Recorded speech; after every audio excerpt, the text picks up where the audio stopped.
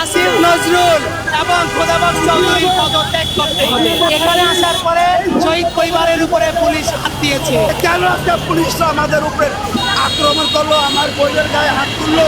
আমরা কি এখানে এসেছি জুলাই ঘোষণাপত্র নিয়ে? আমাদের জুলাই ঘোষণাপত্র হয় নাই।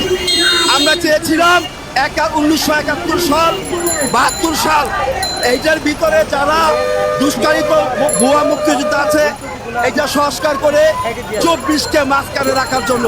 শহীদরা মুক্তিযোদ্ধারা যে সম্মান চেয়েছে, যে সম্মান পেয়েছে, আমার সন্তানরা যাতে এইভাবে সম্মানটা চায়। আর আমাদের বিচার কাপ শহীদের মার গায়ে কি করে হাত দিব? শহীদের মার গায়ে কেন হাত দিব?